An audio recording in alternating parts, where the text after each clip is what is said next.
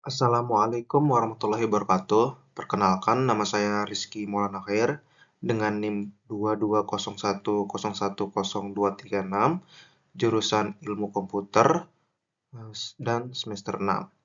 Nah, di video kali ini saya akan membahas pembelajaran model HEP pada jaringan saraf tiruan. Nah, pertama-tama, apa sih itu jaringan saraf tiruan? Nah, jaringan saraf tiruan atau JST adalah model komputasi yang terinspirasi dari cara kerja otak manusia dalam mempelajari informasi. Nah, JST ini sendiri eh, terdiri dari neuron buatan yang saling terhubung dan dapat belajar dari data melalui proses pelatihan. Nah, adapun ciri-ciri JST itu memiliki lapisan input, lapisan tersembunyi, dan lapisan output, dan mampu memproses informasi secara paralel dan belajar dari pengalaman.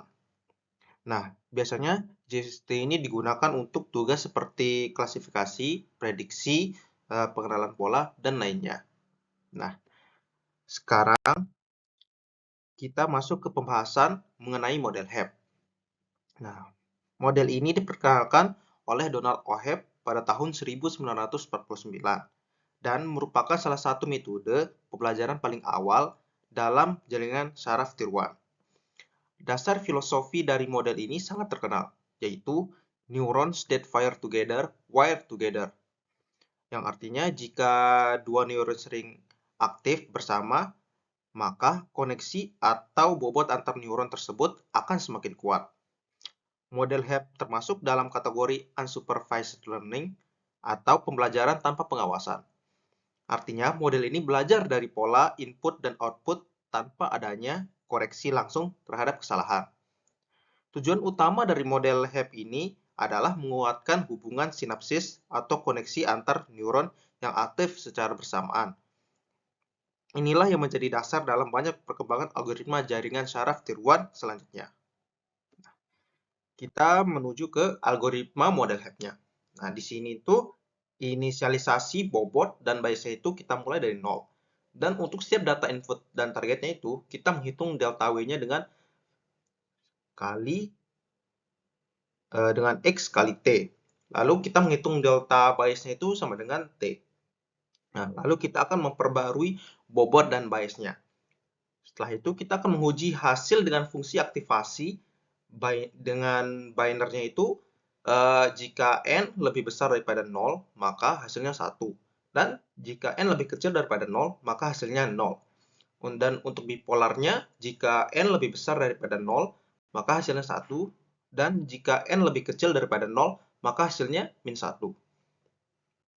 Oke, kita lanjut ke rumus dasar model HEP-nya ini. WI baru sama dengan WI lama. WI-nya bobot ya. Dan WI baru sama dengan WI lama plus XI kali Y. Dan B baru sama dengan B lama plus Y. Nah, untuk keterangannya ini, WI ini adalah bobot tadi ya, bobot ke I. Dan XI ini adalah input ke I. Dan Y adalah outputnya. Nah, kita berpindah ke contoh kasus pertama ini. Penerapan model HEP untuk pembelajaran fungsi logika N dengan representasi biner ke biner. Nah, untuk bobot inputnya ini yaitu XI, X2 ini. X ini inputannya itu 0, 0, 1, 1. X2. Lalu X2-nya 0, 1, 0, 1. Dan untuk biasnya ini 1, 1, 1, 1. Dan targetnya atau Y-nya ini 0, 0, 0, 1. Nah, selanjutnya untuk perhitungannya itu untuk menghitung delta W-nya tadi adalah rumusnya delta W X kali Y atau XI kali T itu. Nah, di sini kan I ini adalah inputnya. I ini adalah inputnya. Nih, ini inputnya. Nah, jadi cara kita menghitungnya itu seperti ini. Yaitu pertama, 0, X1 0 dikali dengan target Y. Nah, lihat tuh Y ya. Dan hasilnya akan 0. Begitu juga dengan X2. X2 ini, X2 0 kali targetnya. Dikali targetnya yang ini juga. Sesuai dengan baris pertama, data pertamanya. Lalu hasilnya bakal 0. Nah, begitu juga dengan yang lainnya. Misal ini X1 0, targetnya yang ini dikali dengan ini. 0 dikali 0, hasilnya bakal 0. Sampai seterusnya. Terus ini dikali ini, lagi, bawah gini. Seterusnya ya. Nah, dan untuk perhitungan biasnya sendiri, nah di contoh biasnya ini kan di rumusnya ini delta B sama dengan T, yang dimana T ini adalah targetnya, yang berarti biasnya ini nilai inputnya itu sama dengan target. Nah, sama 0 0 0 1 target, dan delta biasnya 0 0 0 1 itu.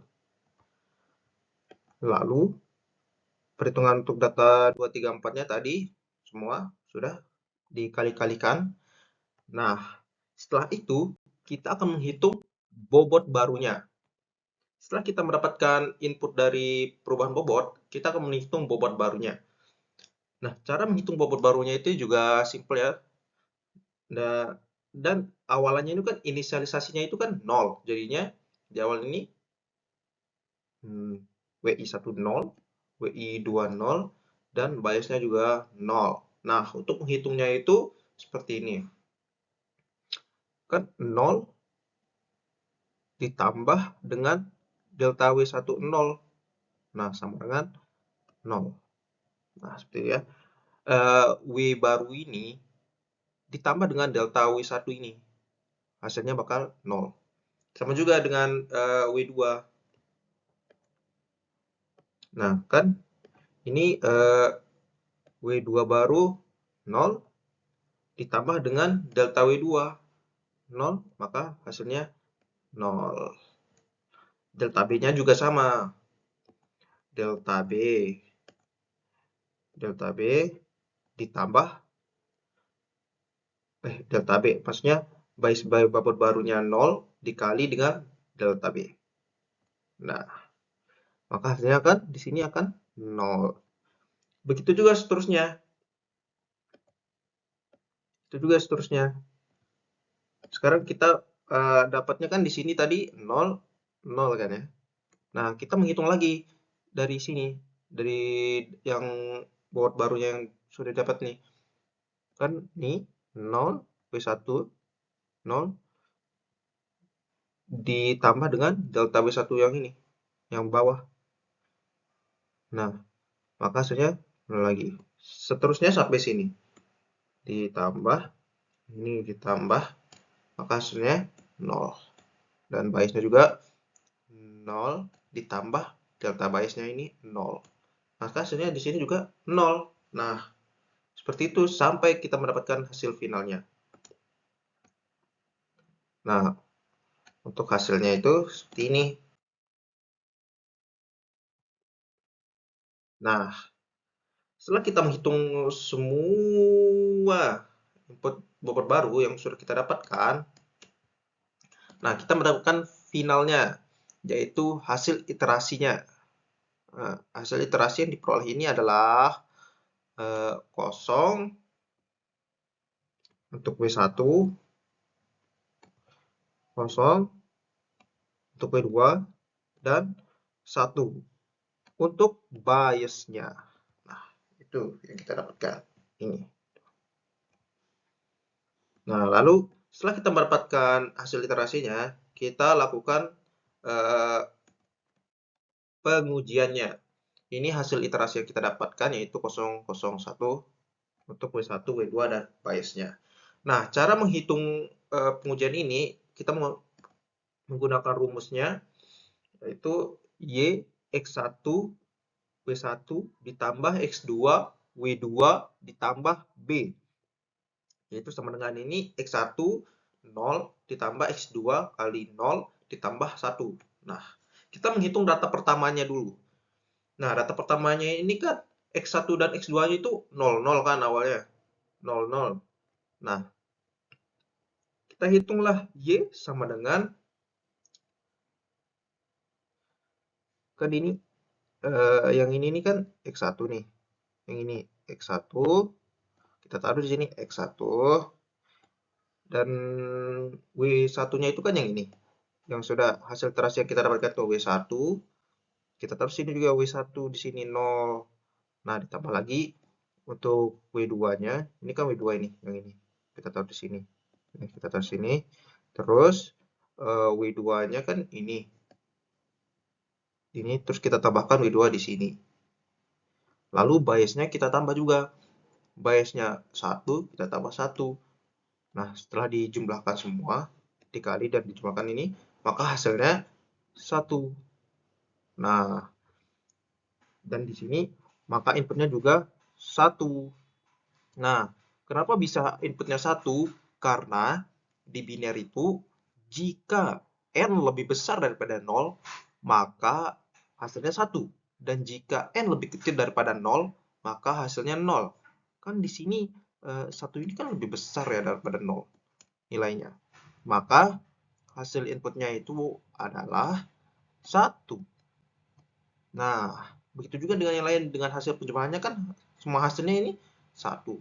Maka outputnya juga 1 karena lebih besar daripada 0. Seperti itu.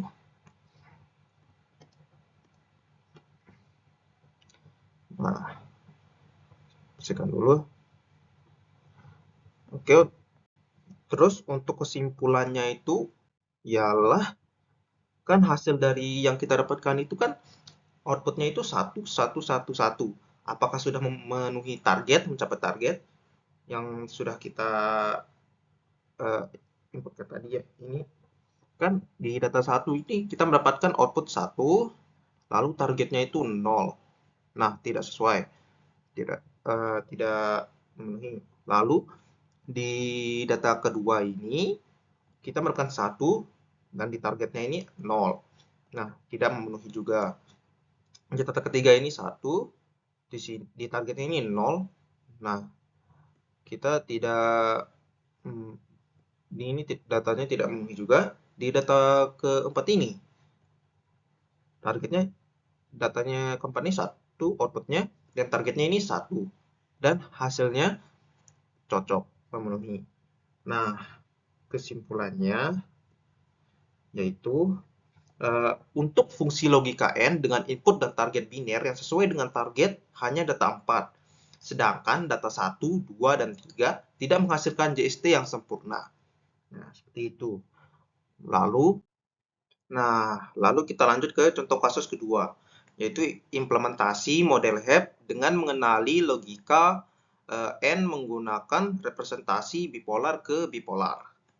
Nah, di bobotnya ini, inputnya itu X1 di minus 1, minus 1, 1, 1, lalu X2-nya minus 1, 1, minus 1, 1, dan biasnya 1, 1, 1, 1, dan targetnya itu atau Y-nya min 1, min 1, min 1, 1. Nah, lalu untuk perhitungannya itu ialah seperti tadi, rumusnya sama, yaitu X kali Y.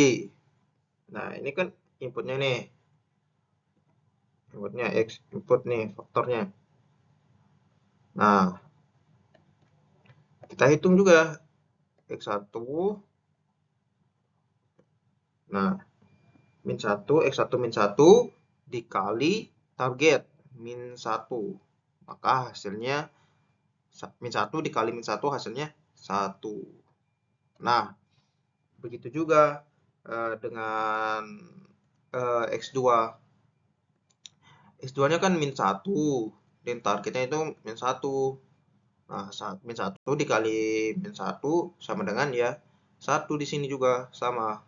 Nah, kan setelah itu untuk biasnya ini kan ada rumus sendirinya. biasnya. Nah, ini hasil biasnya ini. Nih, hasil biasnya ini sama dengan target. Karena kan rumusnya itu kan delta bias sama dengan T. Maka hasilnya seperti itu. Targetnya sama. Nah, gitu. Nah, dan ini adalah perhitungan dari yang sudah saya hitung, hasil dari perhitungan yang saya hitung. Untuk perhitungan deltanya, yaitu XI dikali Y. Oke, lanjut.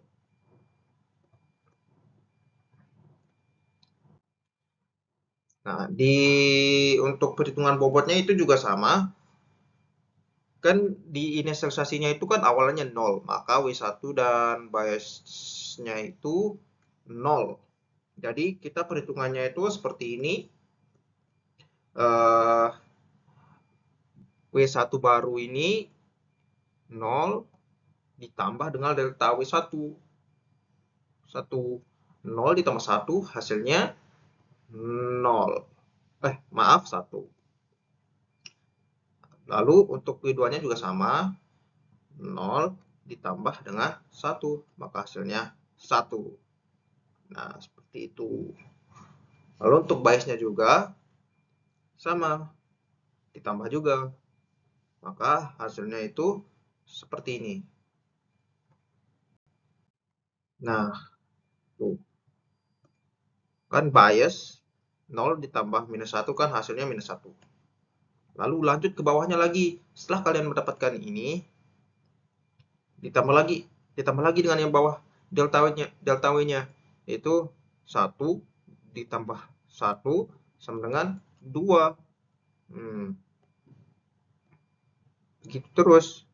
Lalu kan untuk W2-nya juga 1 ditambah minus 2 delta W2 sama dengan 0. Nah, begitu juga biasnya. Minus 1 ditambah minus 1 sama dengan minus 2. Begitu terus sampai bawah. Sampai kalian W1 barunya ini 1. Kan nih 2 ditambah dengan minus 1. Delta W1 menjadinya hasilnya 1. Ini hasilnya 1. Tuh. Sama juga lagi 0. Ini 0 ini ditambah dengan delta W21 hasilnya 1. Lalu setelah mendapatkan ini juga, nih dari hasil percobaan tadi dengan biasnya juga minus 2 ditambah minus 1 hasilnya minus 3. Nah, kita hitung lagi dari bawah sampai selesai. Kan nih W1 baru ini yang kita dapat tuh 1. Lalu ditambah dengan 1 hasilnya 2. Lalu W2 barunya 1 ditambah dengan delta W2 1 hasilnya 2. Lalu biasnya minus 3 ditambah dengan delta biasnya 1, maka hasilnya minus 2. Nah, terus hasil final yang kita dapatkan dari hasil iterasi yang kita peroleh itu yaitu 2, 2, minus 2. 2 untuk W1-nya, W1-nya, 2 untuk W2-nya, dan biasnya yaitu minus 2. Ini hasil iterasi yang kita dapatkan. Nah, selanjutnya kita pengujiannya. Kan ini hasil iterasi yang kita dapatkan. Ini hasil iterasi yang kita dapatkan nih. Ini W1, W2, biasnya yaitu 2, 2, minus 2. Nah, cara menghitungnya itu menggunakan rumus yang sama, yaitu Y sama dengan X1, W1 ditambah X2, W2 ditambah biasnya. Di X1 ini kan, nah seperti ini. Kita langsung hitung saja. Di data ini kan, data 1 ini minus 1, minus 1 ini kan X2-nya nih. X1 dan ini X2 nih. Ini X2. Nah, kita hitung nih. Kan X1 dikali W1, X2 dan dikali W2 kan. Nah, ini X1. Kita taruh X1 dikali W2. Nah, di sini W2-nya. Lalu ditambah dengan, maksudnya W1. Nah, ini terus ditambah ini X2 dikali dengan W2. Nah, kita taruh di W2 di sini. Nah, terus biasnya ditambah. Nih, ditambah bias, yaitu minus 2. Ya, hasilnya itu adalah minus 6. Nah, di bipolar ini, kan jika N lebih besar daripada 0, maka hasilnya 1. Nah, jika N-nya lebih kecil daripada 0, maka hasilnya minus 1. Nah, di sini. Nih kan, minus 6 ini kan lebih kecil nih daripada 0. Lebih kecil ya. Maka hasilnya minus 1.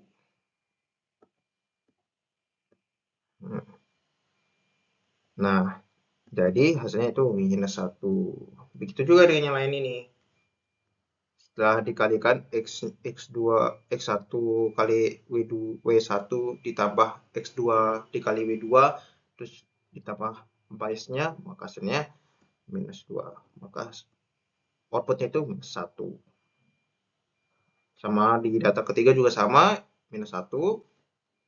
Karena nggak jauh berbeda untuk perhitungannya ini. Hasilnya nggak jauh beda. Lalu ke data keempat ini, yang ini 1 kali 2 untuk X1 dan W1-nya, dan X2 untuk W2, X2 kali W2, lalu ditambah dengan biasnya minus 2, maka hasilnya 2. Kan 2 ini lebih besar daripada 0. Maka hasilnya 1. Maka hasil outputnya itu yaitu 1. Nah, jadi itu untuk perhitungan pengujiannya. Lalu kita masuk ke kesimpulannya. Nah, kesimpulannya itu kan hasil dari pengujiannya itu kan kita minus 1, minus 1, minus 1, 1. Dan targetnya ini di data pertama, minus 1 dengan minus 1 dengan targetnya bagus, cocok. Lalu minus 2 di data keduanya, hasilnya, outputnya. Lalu untuk targetnya itu minus 1 tercapai. Lalu data ketiga itu outputnya itu minus 1 dan hasilnya adalah targetnya itu minus 1, cocok. Lalu untuk data keempat itu outputnya itu 1 dan targetnya itu adalah 1, berhasil. Nah, untuk lalu kesimpulannya itu adalah untuk fungsi logika N dengan input dan target bipolar yang sesuai dengan target ialah data 1, 2, 3, 4. Semua data menghasilkan JST yang sempurna. Nah, itulah kesimpulan dari bipolar ke bipolar untuk logika N-nya. Nah, terima kasih untuk perhatiannya. Maaf bila ada kesalahan kata ataupun kesalahan perhitungan dan materi, karena saya juga masih dalam tahap belajar. Mohon bantuannya dan terima kasih untuk menonton. Assalamualaikum warahmatullahi wabarakatuh. Terima kasih.